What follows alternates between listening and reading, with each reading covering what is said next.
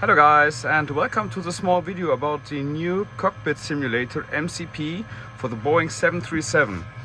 As you can see, this one is installed in a home cockpit, in a fully enclosed OEM home cockpit, and also installed into a real 737 glare shield, as you can see. First of all, about the fitting in it, it fits like a dream. Before I had the CP Flight MCP, which was also 100% fit, but this one is even a bit better. You can see the above the EFIS panel, there's just a very small gap, and over here also a very small gap. On the CP Flight version that was way bigger, and now it fits like perfect. The MCP itself, it fits so perfect that I don't even need to use screws to mount it. I can barely pull it out. I will use screws in the future, but I have to drill these holes a bit bigger so the OEM screws will fit in. Otherwise, this unit fits like a dream, and it's working together with Prosim quite nicely. Let me start with the EFIS on the left hand side. Over here you have the standard button, which of course sends the altimeter in this standard and in the hectopascal mode, and also when I turn this knob into inch mode, this will go into inch mode. The pressing of the standard button is quite heavy, as you can see. It's quite a long push, as well as on these. The knobs below are made from rubber, and they are also firm to press, and they have a nice clicking sound. And of course they all work. Airports, waypoints, stations, weather radar, and of course the terrain mode. Of course, these here on the top, they are also made of rubber and are working just fine. And here the flight path vector. A bit downside on the EFIS is that these encoders are not like in the real aircraft. They are not like this one. These are the actual encoders used on this panel, and the same type is used on the EFIS. So on these knobs you have to turn it and hold it, and once you release it, it will go back. Okay, and then you have another step where you have to turn even farther, and then you get the speed variant of the EFIS mode. And these are just normal encoders, so they feel heavy, they feel good. That's not the problem. They're just not like the real one, but that is okay. They are perfectly fine. The backlight looks amazing. Let me turn down the lighting. Here you can see this is an OEM panel. The clock is also OEM. This is also OEM, and they do look a bit more yellow than the real backlight, but you barely even notice this with your own eyes. So that's good as well. Let's go further to the MCP. The MCP is a very nice unit. You can see they used another type of displays, not like these ones where they used 7-segment displays. These are another type of display. I don't know what it is, if it's an LCD or if the legends are just made differently, but these numbers, they look so perfect. And I can tell you that all the encoders on here do not feel like the CP Flight or the FDS knobs. They feel way more heavy to turn. You have to like turn it harder to get it moving, and each of them feels a bit different, except of course the both coarse knobs. They do feel exactly the same to each other, and they are working quite well.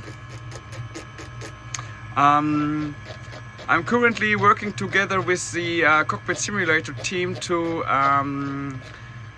to, you know, in the real aircraft, when you turn fast enough, the digits will not go into the 100, they will jump the thousands.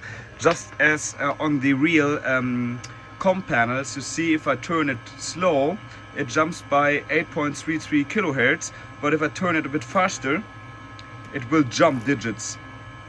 You see? And that is the exact same behavior as on the real MCP. However, they not included it yet, but they are working on to get it right. Okay. So the heading button also feels nice. Also the same problem with the speed, but I guess that's just a software thing, and they will work on it, and it will work in the near future. The heading selector knob is also quite firm to use, feels way more realistic than on the CP flight where it's just a normal switch. It's heavier. The most impressive thing on this unit for me is, let me turn on the backlight again, is the knobs. Let me just focus them. They are quite, let me see which one is best to press. They are quite, have a long way to travel.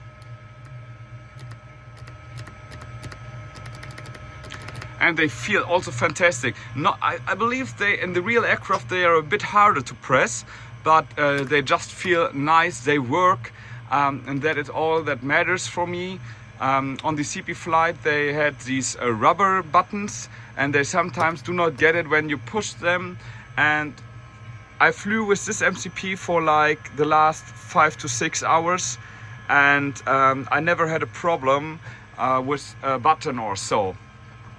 Also comes with the big disengage bar here, which has a nice inner look. Also the master button or the master switch is working properly.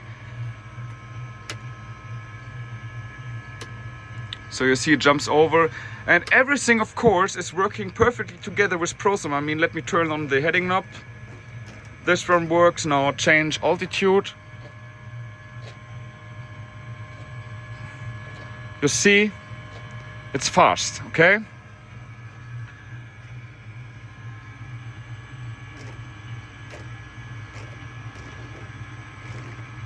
So there's not a problem with Prosim, where I'm very happy about.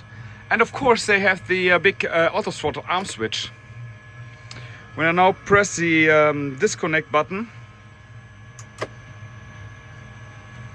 this one is not as loud as the one in the CP flight version, but I can also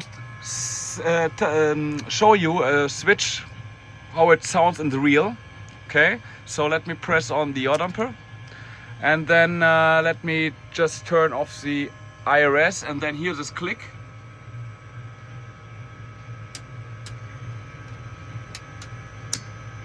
Okay, this was the real one. And now I'll show you the auto throttle one. It does sound a bit different, but I mean, come on, it's not a real panel. The switch behind this then OEM one will cost like more than this whole unit. So I guess it's quite okay to stick with it. It's working properly, never had an issue. It looks fantastic. It also comes integrated with the light test, of course. Looks fantastic. You can see that the some digits are looking different. Of course, the plus sign on the vertical speed is how it looks like in the real one. And when you turn it to dim mode, it even works with that. This is dim mode. This is normal bright. Dim mode. We turn on the turn off the lights again. Okay, this is dim mode, and this is bright. Okay, so as I said, I'm very pleased with it. It's a great working unit. Not a problem with Prosim. You just open the software, it will automatically connect to Prosim, and then you're ready to go. Never had an issue for now. Perfect unit. I can highly recommend it to anyone. And hope this video helps to determine if you want to buy an MCP and an AFIS like that. I'm super happy with them. Looking forward to the next few flights, and yeah, it's for me it's the best unit on the market. So I hope this video helps, and see you guys next time on the Flytech.